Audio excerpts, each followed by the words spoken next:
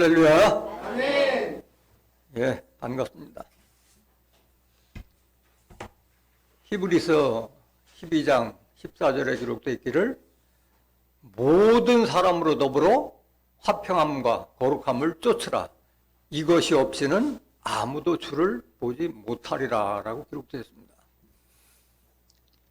화평함과 거룩함이 없이는 재림하시는 주를 맞이할 수 없다. 다시 말하면 천국에 들어갈 수 없다는 말과 같은 말이에요. 반드시 우리가 이런 축복을 받기 위해서는 화평함과 거룩한 자가 되어야 할 줄로 믿습니다. 오늘도 증거되는 말씀을 통해서 왜 우리가 화평케 하는 자가 되어야 하는지, 어떻게 하면 화평케 하는 자가 되는지, 화평케 하는 자가 받을 축복이 무엇인지 깨닫는 복된 시간이 되시길 원합니다. 이 시간 허락하신 하나님 말씀은 마태복음 5장 9절입니다. 화평케 하는 자는 복이 있나니 저희가 하나님의 아들이라 일컬음을 받을 것임이요. 마태복음 5장 9절 봉독해드렸습니다.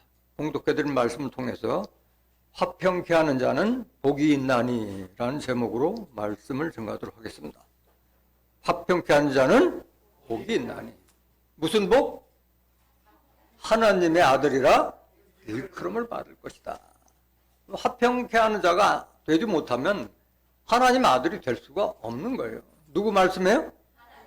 예수님 말씀이고 하나님 말씀이고.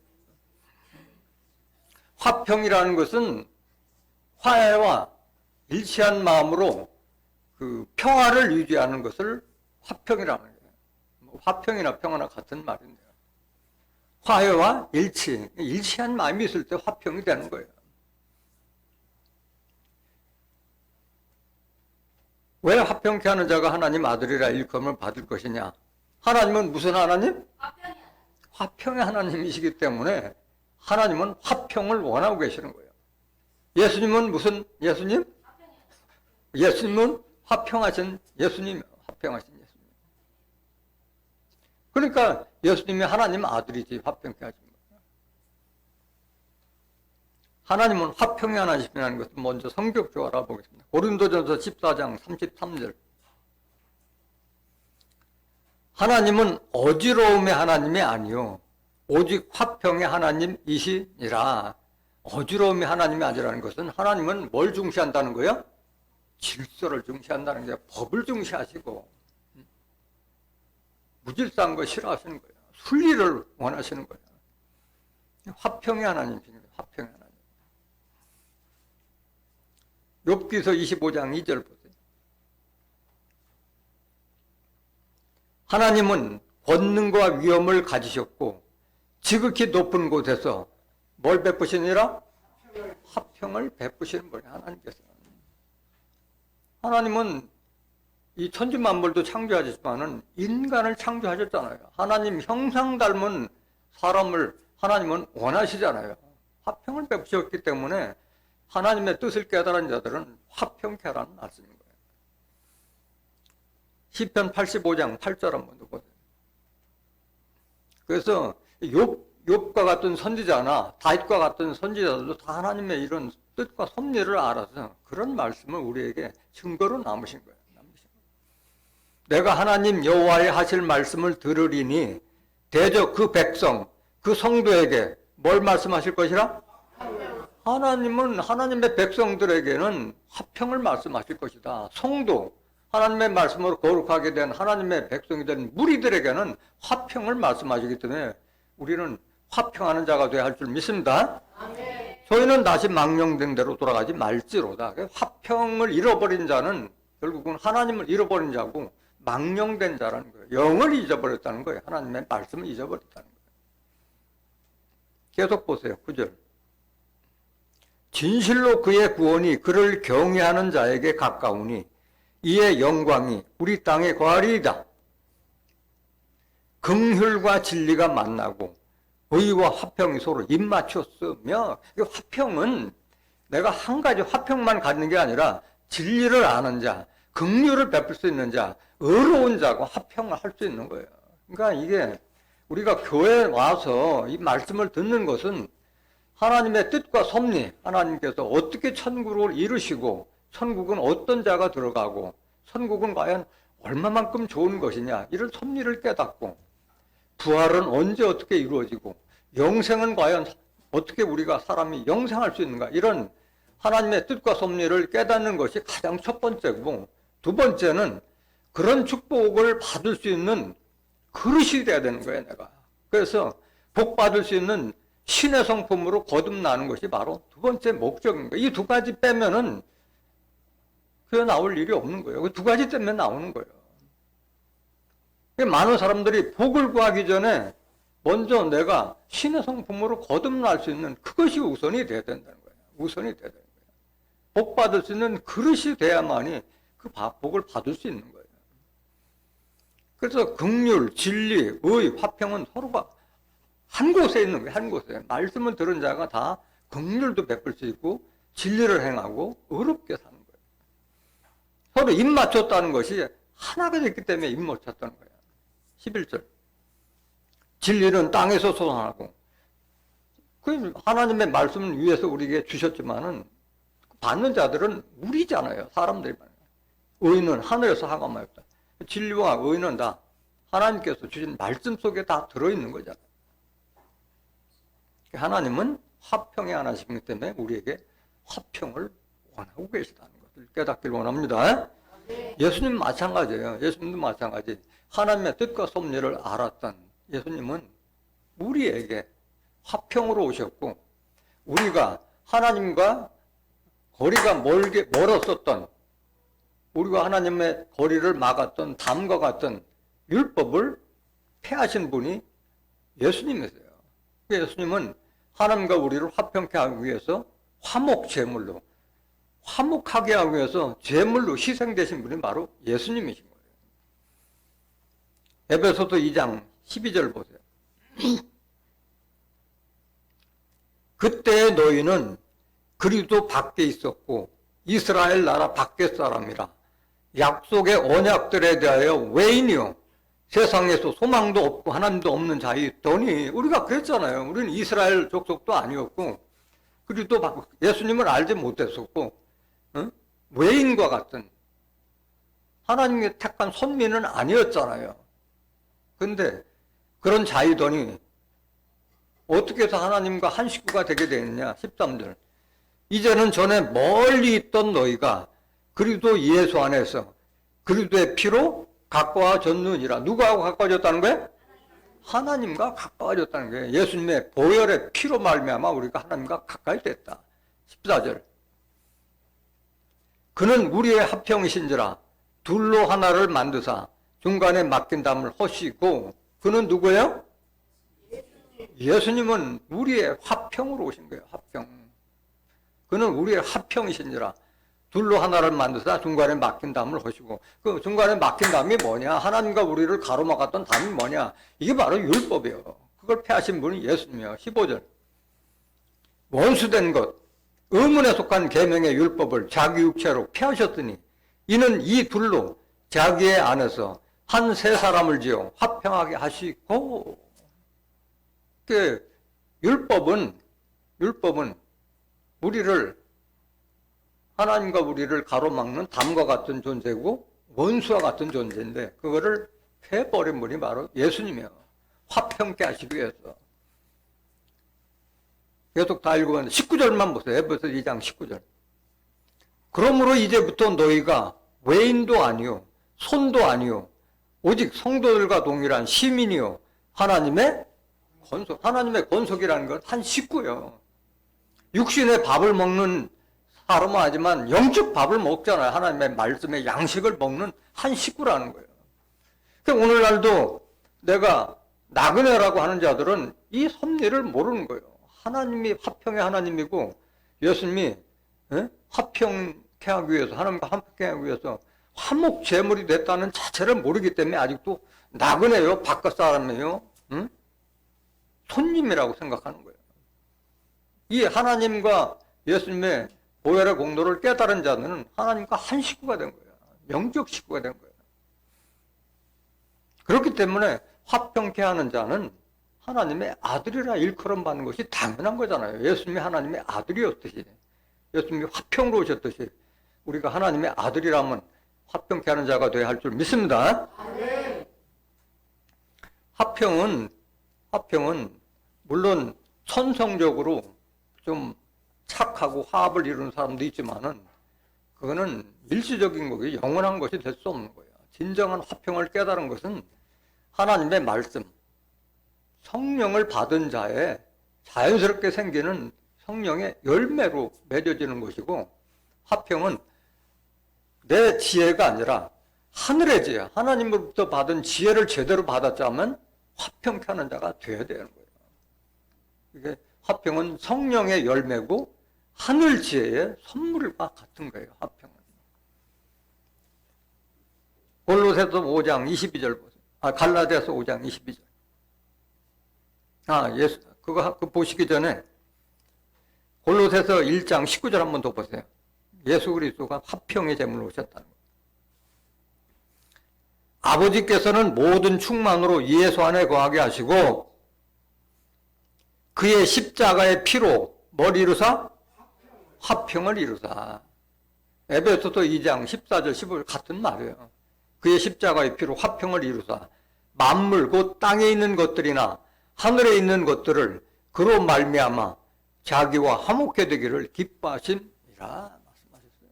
예수님은 하나님과 우리를 화평케 하기 위해서 화목제물이 되신 분이 예수님입니다. 갈라디아서 5장 22절.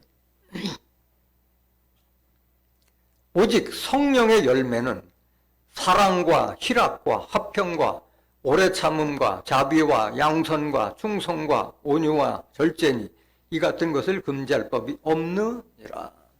22절 다시 보세요. 갈라디아 5장 22절.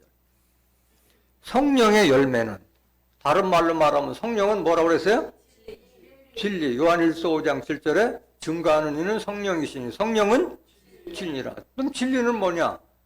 요한복음 17장 10절에 저희를 진리로 거룩하게 하옵소서. 아버지의 말씀은 진리이다. 하나님의 말씀, 성경 말씀을 깨달은 자는 열매를 맺는데 사랑과 희락과 화평, 오래 참음, 자비, 양선, 충성, 온유와 절제, 이 9가지 열매가 맺게 돼 있는 거예요. 제대로 말씀을 받았다면.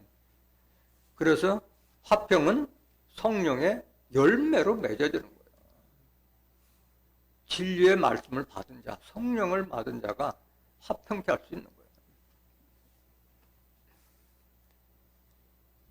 야고보서 3장 13절 보세요. 야고보서 3장 13절.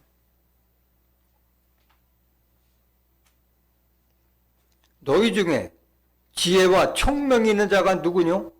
그는 선행으로 말미암아 지혜의 온유함으로 그 행함을 보일지니라. 너희가 지혜가 있고 총명이 있다면은 선을 행하라. 이게 선을 행하라.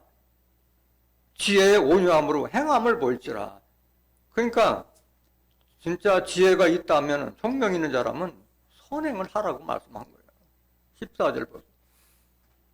그러나 너희 마음속에 독한 시기와 다툼이 있으면 자랑하지 말라. 진리를 거스려 거짓하지 말라. 내 마음속에 아직도 시기하거나 질투하거나 다툼이 있으면은 내가 하나님의 사람이다, 하나님의 말씀 받았다, 자랑하지 말라. 진리를 거스려 거짓하지 말라. 진리를 제대로 받았다면은 시기와 다툼이 없는 화평케 하는 자가 되어야 되는 거예요. 이것은 아직도 내가 시기가 있고 다툼이 있다면 나는 하늘 지혜를 받은 자가 아니고 내 육신의 지혜, 그거를 자랑하는 거예요. 육신의 지혜. 15절 보세요. 이러한 지혜는 위로부터 내려온 것이 아니요 세상적이요 정욕적이요 마귀적이니. 진리를 받았으면 시기와 다툼이 없어야 되는데 그런 것이 있을 때는 아직도 자기 육신의 지혜를 자랑하고 있는 자는 마찬가지예요. 하늘 지혜가 아니라는 거예요. 시기와 다툼이 있는 곳에는 요란과 모든 악한 일이 있음이니라. 그 시기와 다툼이 있으면은 그게 다 악으로 나타나는 거잖아요. 요란하다는 건 시끌벅적하다는 걸 말하는 거예요. 진리를 제대로 받은 집단이라면은 평하고 화평하게 되는 거예요. 다툼이 없잖아. 시기가 없고. 다 하나님의 아들과 같이 화평케 하는 자가 되기 때문에 시기와 다툼이 없는 거예요. 그 하늘 지혜가 도대체 뭐냐? 17절. 오직 위로부터 난 지혜는 무슨 지혜예요? 하나님의 지혜를 말하는 게 하나님의 지혜. 위로부터 난 지혜는 첫째 성결하고 거룩하고 깨끗하고, 다음에 뭐요? 화평하고.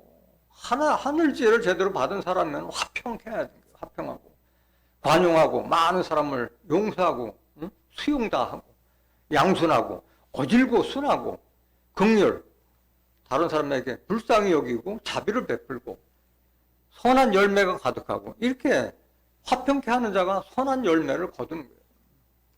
편벽과 거짓이 없나니, 한쪽으로 치침이 없고 항상 중심을 유지하고 옳고 바른 길을 항상 유지해서 시기와 다툼이 없잖아요. 거짓이 없나니, 거짓이 없는 거예요. 진실말을 말하고 정직하기 때문에. 18절.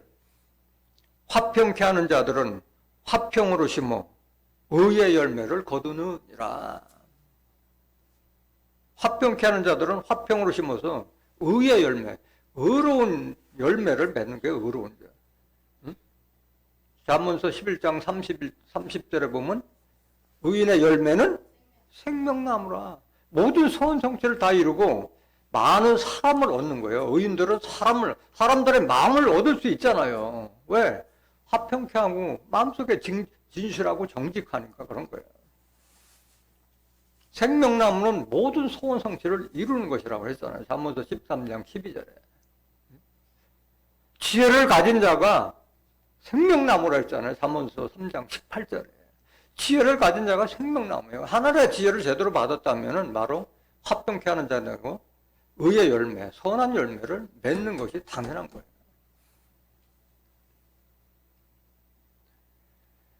마태복음 5장 9절 다시 한번 보세요.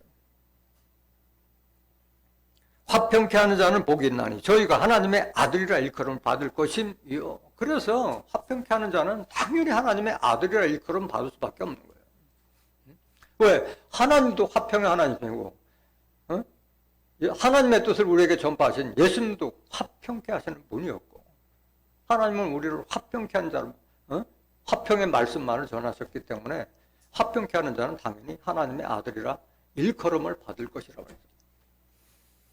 로마서 14장 18절에도 참으로 그리스도를 섬기는 자는 하나님께서도 기뻐하심을 받고 사람들에게도 칭찬을 받는다고 그랬어요. 손가락질 받는 자들은 그리스도를 제대로 섬기는 자가 아닌 거예요. 칭찬받게 돼 있어요. 시편 34장 14절 한번 보세요. 악을 버리고 선을 행하며 화평을 찾아 따를지어다. 화평은 선을 행하는 자, 의를 행하는 자에게 그런 자가 화평을 베풀 수 있는 거예요. 15절. 여호와의 눈은 의인을 향하시고 그 귀는 저희 부르짖음에 기울이시는 도다. 의로운 사람, 올곧게 살고자 하는 자들이 바로 화평케 하는 자예요. 의인들. 하나님은 화평케 하는 자, 의인들을 항상 주목하고 계시다고 하시는 거예요. 그래서 화평케 하는 자는 하나님의 아들이라 일컬음을 받는다고 그러는데, 빛의 자녀가 되고 빛의 열매가 되는 자들은 모든 착함과 의로움과 진실함에 있다고 말씀하셨잖아요. 에베소서 5장 8절 보세요. 너희가 전에는 어둠이더니 이제는 주 안에서 빛이라. 빛의 자녀들처럼 행하라. 여러분들이 하나님도 주고 예수님도 주잖아요. 하나님과 예수님 안에 있다면은 여러분들이 다 빛이다, 이게 빛. 빛의 자녀들처럼 행하라. 요한일서 1장 5절에 하나님은 빛이시라. 그에게는 어둠이 조금도 없느니라. 어둠이 없어요.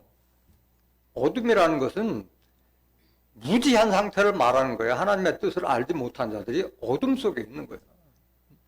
그들이 바로 마귀의 사탄을 따라가는 자들이에요. 어둠 속에 있는 자들이에요. 어둠 속에 있는 자들은 주의 날이 도적같이 올 것을 믿고 있잖아요. 데살로니가전서 5장 1절부터 3절에 기록된 말씀과 같이 어둠 속에 있기 때문에 다 도적같이 올 것으로 믿고 있잖아요. 그러니까 오늘 히브리서 12장 14절에 보면 그러므로 모든 사람과 더불어 화평함과 거룩함을 쫓으라. 그리하지 않으면 주를 보지 못하리라. 그러니까 하나님의 아들이 되고 하나님의 뜻과 섭리를 아는 자들은 화평케 하고 하나님 그 주에 임하실 날도 알아요, 몰라요? 알잖아요. 데살로니가전서 5장 4절부터 8절까지 보면 빛의 아들에게는 도적같이 오지 아니할 것을 약속하셨잖아요. 왜? 하나님의 뜻과 섭리를 알기 때문에 그런 거예요. 9절 보세요. 9절. 빛의 자녀는 하나님의 자녀라는 게요. 빛의 자녀는 하나님도 빛이고 예수님도 빛으로 오셨기 때문에 빛을 믿으면 빛의 자녀가 될 것이라고 말씀하셨잖아요. 요한복음 8장 12절 예수님은 세상에 빛이시란 말씀하셨고 요한복음 12장 36절에도 빛을 믿으면 빛의 아들이 되리라고 말씀하셨잖아요. 하나님은 누구의 아버지예요? 빛들의 아버지예요. 하나님은 빛이 된 자들의 아버지지 어둠 속에 있는 자의 아버지가 아니에요. 야고보서 1장 17절에 하나님은 빛들의 아버지예요. 빛이 된 자들의 아버지예요. 빛의 열매는 하나님의 아들 된 자가 나타난 그 열매는 모든 착함, 선하고 의롭고 진실함에 있느니라. 그래서 하나님의 아들이라 일컬음 받는 건 당연한 거예요. 화평케 하는 자는.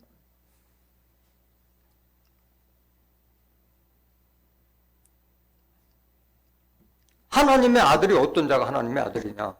진리의 말씀으로 거듭난 자가 하나님의 아들이고 하나님의 영, 하나님의 말씀으로 인도함을 받는 자가 하나님의 아들이잖아요. 하나님의 뜻과 섭리를 아는 자가 화평케 할 수 있는 거예요.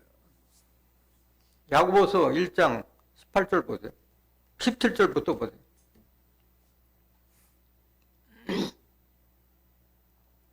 각양 좋은 은사와 온전한 선물이 다 위로부터 빛들의 아버지께로부터 내려오나니 그는 변함도 없으시고 회전하는 그림자도 없으시니라. 하나님은 변개치 않는 분이라 했잖아요. 하나님께서는 하고자 하는 자에게는 반드시 하나님께서 약속하신 것은 바로 다 이루시잖아. 다 뜻대로. 하나님께서 주시는 천국도 부활도 영생도 모든 선물이 다 위로부터 빛들의 아버지께서 내려오니 하나님은 빛들의 아버지예요. 빛이 된 자의 아버지지 어둠 속에 있는 자의 아버지가 아닌 거예요. 네, 하나님은 어둠이 조금도 없다고 말씀하셨잖아요. 18절 보세요. 그가 그 조물 중에 우리로 한 천열마가 되게 하시려고 자기의 뜻을 쫓아 진리의 말씀으로 우리를 낳으셨느니라. 물론 예수님께서 우리에게 하나님의 뜻을 전했지만은 진정으로 난 거는 하나님의 말씀으로 우리가 거듭난 걸 말하고 있는 거예요. 하나님께서. 로마서 8장 14절 보세요. 하나님의 아들은 하나님의 영으로 인도함을 받는 자들이 하나님의 아들이에요. 무릇 하나님의 영으로 인도함을 받는 그들은 곧 하나님의 아들이에요. 영이라고 하는 것은 요한복음 6장 63절에 살리는 것은 영이요 육은 무익하니라. 내가 너에게 이른 말이 영이요 생명이라. 하나님의 말씀을 제대로 받은 자는 종이라고 하지 않아요. 하나님의 아들이지. 오늘날 종이라고 하는 자들은 하나님의 영으로 인도함을 받는 자들이에요? 아니요?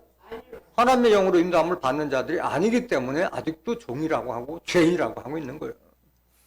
영이 뭔지도 모르고 있어요. 영이 뭔지도 모르고 죽을 때까지 신앙생활하면서 영이 뭔지도 모르고 있어요. 하나님 믿으면서도 하나님 말씀이 영이라는 거 자체도 모르니까 아직도 종이라고 하고 있는 거예요. 종 밑에도.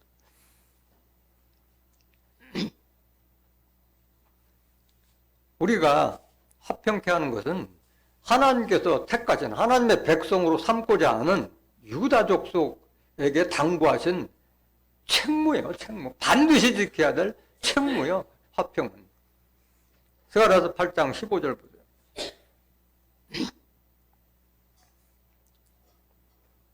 스가랴서 8장 15절.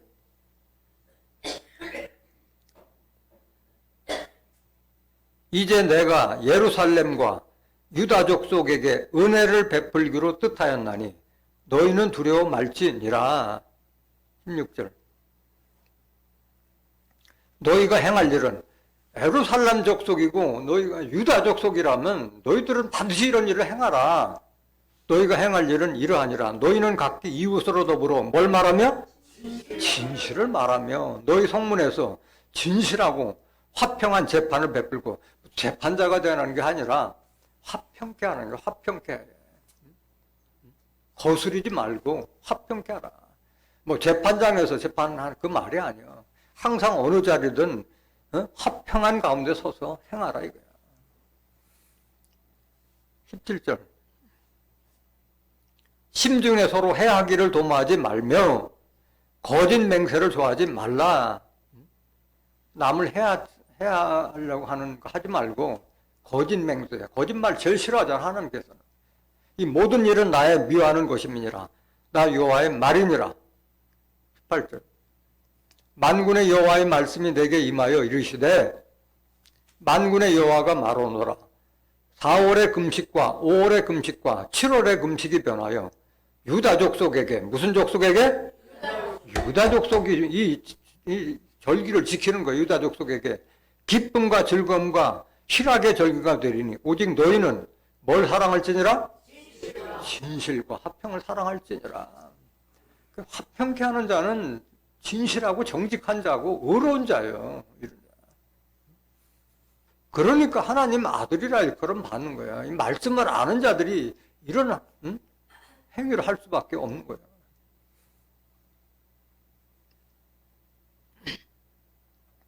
여기서 말하는 그 예루살렘과 유다 족속은 뭐냐?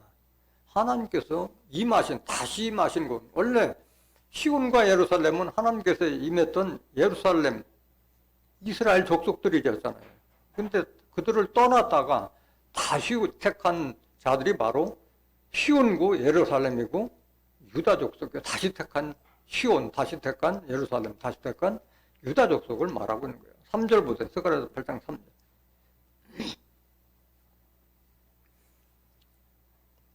나 여호와가 말하노라. 내가 시온에 돌아왔은즉 예루살렘 가운데 거하리니 예루살렘은 진리의 성읍이라 일컫겠고 만군의 여호와의 산은 성산이라 일컫게 되리라. 이 섭리를 알지 못하면은 절대 구원 받을 수가 없는 거예요. 하나님은 영으로 계시고 말씀을 계시기 때문에 영으로 계신 말씀으로 계신 분이 어디에 임하신 거예요? 시온과 예루살렘이 임하셨기 때문에 예루살렘은 진리의 성배라 일컫겠고 진리의 말씀, 하나님의 말씀인 진리라고 했는데 진리의 말씀이 공포되는 곳, 반포되는 곳이 바로 그곳이 시온이고 예루살렘인 줄 믿습니다. 시온과 예루살렘에서 신앙생활을 하지 않으면 하나님의 뜻과 섭리를 알지 못하는 거예요. 화평이 뭔지도 정확하게 모르는 거예요. 만군의 여호와의 산은 성산이라. 하나님이 계시는 곳이기 때문에 거룩한 산이라는 거예요. 산이라는 것은 종교단체를 말한다고 그랬잖아요. 하나님의 말씀을 듣는 자들이 모인 교회나 종교단체가 바로 산이고 하나님 계시기 때문에 성산이라는 하는 거예요. 에스겔서 6장 3절에 보면 산들아 여호와의 말씀을 들을지어다. 산이 어떻게 하나님 말씀 들어요? 하나님의 말씀을 들을 수 있는 교회나 종교단체를 산으로 비유했는데 하나님이 임하신 곳이기 때문에 성산이라고 말씀하는 거예요. 이사야서 59장 20절에 보면 구속자가 시온에서 죄과를 떠난 자에게 임한다고 말씀해요. 죄과에서 떠난 자에게 하나님의 신이 임하는 거예요. 스가랴서 2장 12절 한번 보세요. 스가랴서 2장 12절. 유다 족속은 어떤 자가 유다 족속이냐? 바로 하나님께서 다시 택한 그 진리의 성읍 예루살렘에서 신앙생활 하는 자들이 바로 유다 족속이에요. 하나님께서 택하십니다. 여호와께서 장차 유다를 취하여 거룩한 땅에서 자기 소유를 삼으시고 다시 예루살렘을 택하시니까 다시 택한 자들이 바로 예루살렘 족속이고 시온 유다 족속을 말하는 거예요. 13절. 무릇 혈기 있는 자들이 여호와 앞에서 잠잠할 것은 여호와께서 그 성소에서 일어나심이라 하라 하더라. 하나님께서는 성소에서 일어나시면 하는데 그 유다 족속은 개개인이 다 하나님의 성소가 되는 자들이 바로 유다 족속인 거예요. 하나님의 성전을 이룬 자들을 말하고 있는 거예요. 고린도전서 3장 16절에 너희가 하나님의 성전인 것과 하나님의 성령이 너희 안에 거하는 것을 알지 못하느냐 말씀하셨잖아요. 유다는 하나님이 성소로 삼는 자들이 바로 유다 족속이에요. 시편 114장 1절 보세요. 이스라엘이 애굽에서 나오며 야곱의 집이 방은 다른 민족에게서 나올 때에 유다는 여호와의 성소가 되고 이스라엘은 그의 영토가 되었도다. 유다는 하나님의 성전된 자들이 모인 자들이 바로 유다 족속이에요. 그러니까 여러분들 개개인의 사명이 얼마나 중요한지 여러분들은 깨달으셔야 돼요. 개개인이 다 성전된 사람들. 그렇기 때문에 화평케 하는 자, 화평의 섭리를 아는 자들은 다 하나님의 아들이라 일컬음을 받을 수밖에 없는 거예요. 나훔서 1장 15절 한번 더 보실까요? 볼지어다 아름다운 소식을 보하고 화평을 전하는 자의 발이 산 위에 있도다. 유다야 내 절기를 지키고 내 서원을 갚을지어다. 악인이 진멸되었으니 그가 다시는 내 가운데로 통행하지 아니하리로다. 화평을 전하는 자의 발이 산 위에 있도다. 어느 산을 말하는 거예요? 시온산을 말하는 거예요. 시온산. 하나님께서 임하신 시온산에서 이 소식을 듣는 거예요. 이 소식을. 유다야 내 절기를 지키고 4대 절기를 지키는 족속이 바로 유다 절기. 오늘날 하나님을 믿는 자들이 4대 절기에 대해서 알질 못하잖아요. 4월과 5월과 7월과 10월에 지키는 절기를 알지 못하잖아요. 택한 족속이니까 섭리를 알게 되는 거예요. 그들에게 요구한 것이 바로 진실과 화평한 재판을 베풀라고 말씀하신 거예요. 우리가 왜 화평케 하는 자가 되어야 되냐? 서두에서도 말씀드렸지만은 화평함과 거룩함이 없이는 다시 오시는 주님을 맞이할 수 없기 때문에 반드시 화평케 하는 자가 되어야 되는 거예요. 히브리서 12장 14절 다시 한번 보세요. 모든 사람으로 더불어 화평함과 거룩함을 쫓으라. 이것이 없이는 아무도 주를 보지 못하리라. 무서운 경고의 말씀이에요. 모든 사람 더불어 화평함과 거룩함을 쫓으라. 이것이 없이는 주를 보지 못한다. 주의 나를 보지 못하는 거예요. 로마서 14장 17절. 하나님의 나라는 먹는 것과 마시는 것이 아니요 오직 성령 안에서 의와 평강과 희락이라. 하나님 나라는 먹고 마시는 것이 아니다 이게야. 성령, 진리의 말씀 안에서 의롭고 평강이라는 것은 마음의 평화와 신체의 강건함과 희락, 기쁨과 즐거움이 있는 거예요. 그게 마음의 천국을 이룬 자들의 축복인 거예요. 축복. 18절. 이로써 그리스도를 섬기는 자는 하나님께 기뻐하심을 받으며 사람에게도 칭찬을 받느니라. 그리스도를 제대로 섬기면은 사람들한테 손가락질 받지 않아요. 사람들에게도 칭찬을 받는다. 악한 자들만 비방하지 제대로 사람 볼 줄 아는 사람은 칭찬할 수밖에 없는 거예요. 19절. 이러므로 우리가 화평의 일과 서로 덕을 세우는 일을 힘쓰나니. 그렇기 때문에 화평의 일에 힘쓰라고 말씀하신 거예요. 화평의 일. 디모데후서 2장 22절 한번 보세요. 또한 네가 청년의 정욕을 피하고 주를 깨끗한 마음으로 부르는 자들과 함께 의와 믿음과 사랑과 화평을 쫓으라. 화평만 쫓으라 하는 게 아니라 하나님의 뜻을 제대로 깨달으면 의와 믿음과 사랑과 화평을 쫓으라. 다 하나요, 하나. 의를 깨닫는 자들, 믿음을 가진 자, 사랑을 베풀 하나님의 사랑을 깨달은 자가 화평을 화평케 할 수 있는 거예요. 화평케 할 수 있는 거예요.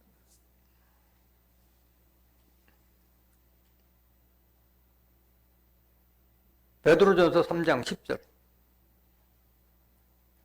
이거는 지금 이 말씀은 디모데 후서는 사도 바울이 하나님과 예수님의 뜻을 아는 사도 바울이 제자이자 동역자였던 디모데에게 당부한 말이고 베드로전서도 베드로가 교인들에게 당부한 말이잖아요. 그러므로 생명을 사랑하고 좋은 날 보기를 원하는 자는 혀를 금하여 악한 말을 그치며 그 입술로 괴유를 말하지 않고, 괴유는 속임수를 말하지 말고 진실을 말하는 얘기고, 11절. 악에서 떠나 선을 행하고 화평을 구하여 이를 쫓으라. 선을 행하고 화평을 구하여 그걸 쫓으라 말씀하신 거예요. 하나님의 뜻과 섭리를 깨달은 자는 선을 향해 선과 의를 행하게 돼 있고 화평케 하는 자가 되는 거예요. 12절. 주의 눈은 의인을 향하시고 그의 귀는 저의 간구에 기울이시되 주의 낯은 악행하는 자를 향하시느냐 하였느니라. 하나님은 의인을 향하시고 그의 귀는 저의 간구에, 의인의 기도를 들어주시는 거예요. 악행하는 자에 향하시느니라. 주의 낯은, 하나님 얼굴 보면 죽을 것이라고 말씀하셨잖아요. 악행하는 자를 항상 주목하고 계시는 거예요. 심판날이 이르면 다 악행하는 심판받게 되는 거예요. 고린도전서 10장 31절 한번 볼까요? 고린도전서 10장 31절. 그런즉 너희가 먹든지 마시든지 무엇을 하든지 다 하나님의 영광을 위하여 하라. 유대인에게나 할라인에게나 하나님의 교회나 거치는 자가 되지 말고. 그래서 화평케 하는 자는 거치는, 걸림돌이 되게 하지 말라는 거예요. 누구에게나. 화평케 하라는 말이에요. 거치는 자가 되지 말라. 반대말로 말이에요. 33절. 나와 같이 모든 일에 모든 사람을 기쁘게 하여 나의 유익을 구치 않고 아니하고 많은 사람의 유익을 구하여 저희로 구원을 얻게 하라 말씀입니다. 거치는 자가 돼. 혹 고춧가루 뿌리는 자가 있잖아요. 어떤 집안에서도 그렇고 직장에서 그렇고 사회에 나가서도 꼭 보면 그 모든 조직을 흐트러뜨리는 자가 거치게 되는 자가 있냐. 그렇게 하지 말라는 게 화평케 하라는 말씀입니다. 로마서 12장 18절 한번 더 보실까요? 로마서 12장 18절. 할 수 있거든 너희로서는 모든 사람으로 더불어 뭐하라? 평하라. 화평이나 평하라 같은 말이야. 화평하라. 화평. 모두 사람. 가급되면 화평하라. 화평하라. 화평할 수 없는 자가 있어요. 진리를 거스르는 자에게는 화평이 용납이 안 되죠. 화평이. 진리를 거스르는 자는.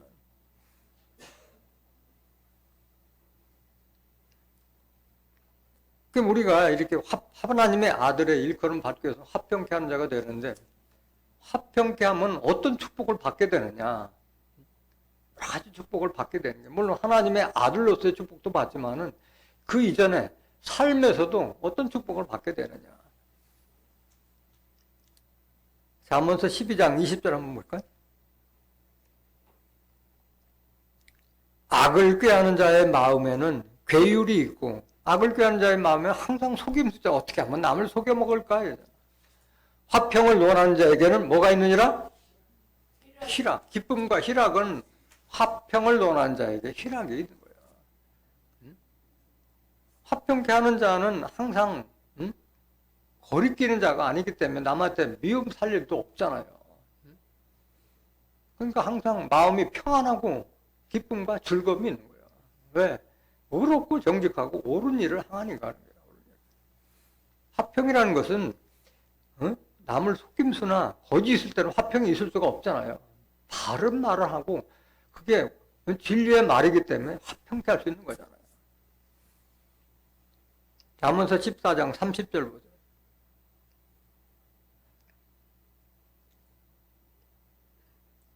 마음의 화평은 육신의 생명이나 시기는 뼈의 썩음이니라. 여러분들을 건강하고 오래 살고 싶으면 화평하는 자가 돼야 돼요. 자기 건강을 위해서도 화평은 필수적인 요소예요. 화평케 알아야 돼요. 시기는 뼈의 썩음이라. 하나님의 뜻과 섭리를 깨달은 자를 화평케 하는데, 남을 시기하고 질투하고 다툼이 있는 자들은 자기 뼈를 썩게 하는 거예요. 뼈에서 골수가 만들어지고 생명력의 근원이 뼈에서 이루어지잖아요. 시편 37장 11절. 오직 온유한 자는 땅을 차지하며 풍부한 화평으로 즐기리로다.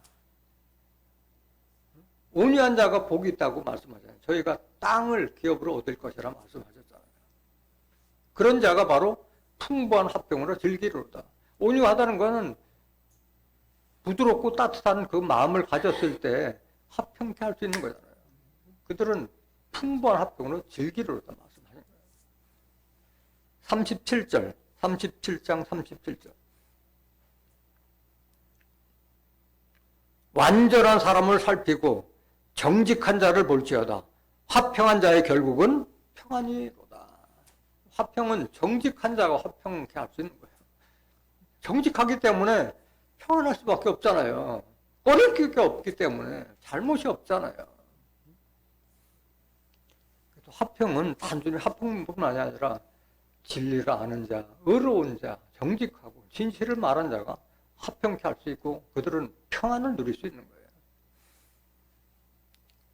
이사야서 32장 17절 한번 보실까요? 의의 공효는 화평이요 의의 결과는 영원한 평안과 안전이라. 공효라는 것은 의롭게 할 때 나타나는 효과를 말하는 게 효과. 의로운 자가 화평을 이룰 수 있는 거고 의의 결과는 영원한 평안과 안전. 자기를 스스로 보호하는 거예요. 의를 행했을 때 화평할 수 있고. 18절. 내 백성이 화평한 집과 안전한 거처와 종령이 쉬는 곳에 있으려니와. 하나님의 백성은 화평한 자들이 하나님의 집에 갈 수 있는 거예요. 화평한 자. 내 백성이, 하나님 백성이 되는 자들은 화평한 집과 안전한 거처와 종령이 쉬는 곳에 있으려는. 그곳이 천국이잖아요. 하나님 계시는 곳에. 하나님 계시는. 19절. 먼저 그 삼림은 우박에 상하고 성읍은 파괴되리라. 이렇게 화평케 하는 자가 아닌 그런 자들은 다 파괴될 것을 말하고 있는 거예요. 20절. 모든 물가에 씨를 뿌리고 소와 나귀를 그리로 모는 너희는 복이 있느니라. 이건 농부를 비유해서 농부가 씨를 뿌림과 같이 소와 나귀를 하든가 같이 씨는 하나님의 말씀을 상징하고 있잖아요. 마가복음 4장 14절. 뿌리는 자는 말씀을 뿌리는 자를 했고 소와 나귀는 하나님의 일꾼을 상징하고 있잖아요. 소나 나귀는 전부 다. 그래서 하나님이 계신 곳으로 하나님의 일꾼들을 모으는 자들이 바로 복이 있는 거예요. 화평케 하는 자가 이런 축복을 받게 되는 거예요. 그래서 하나님께서 이렇게 우리에게 그 화평케 하시려고 자기 아들이신 예수까지 희생시켜가면서 하나님과 하나가 됐기 때문에 화평케 하는 것은 우리가 해야 될 의무이기도 하고 책무이기도 하지만은 반대로 권리이기도 하는 거예요. 화평을 누려야 되나, 누리라고 말씀하신 거예요. 누리라는 게 화평을. 로마서 5장 1절 보세요.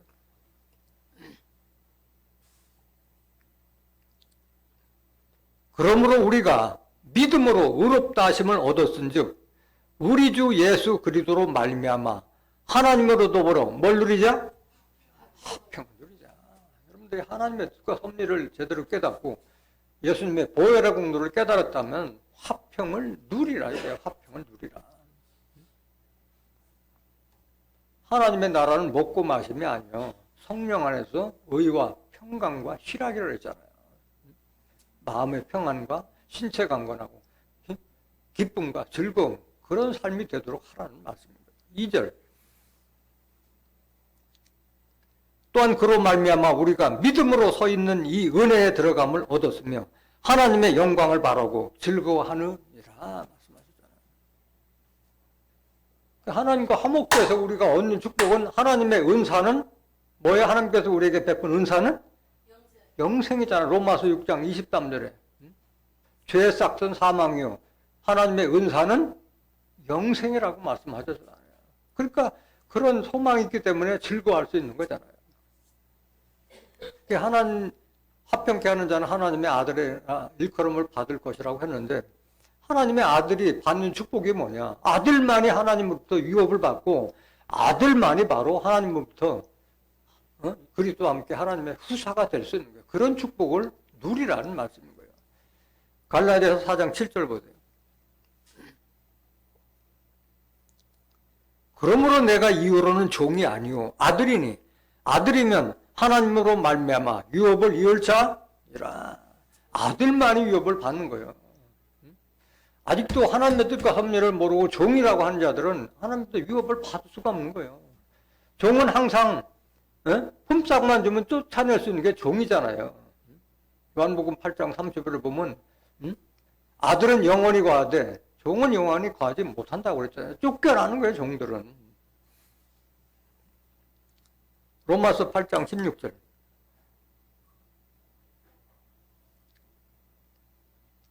성령이 친히 우리 영으로 더불어 우리가 하나님의 자녀인 것을 증거하시나니, 성령을 받은 자만이 내가 하나님의 아들이구나 하는 걸 알지, 성령을 받지 못한 자들은 아직도 종이라고 하고 있는 거예요. 성령만이 우리가 하나님의 아들이 됐다는 걸 알게 해주는데 성령을 받지 못했기 때문에, 성령의 인도함을 받지 못했기 때문에 아들이라는 자체도 모르는 거예요. 아들만이 후사가 될 수 있는 거예요. 17절. 자녀이면, 하나님의 자녀이면 또한 후사, 곧 하나님의 후사요.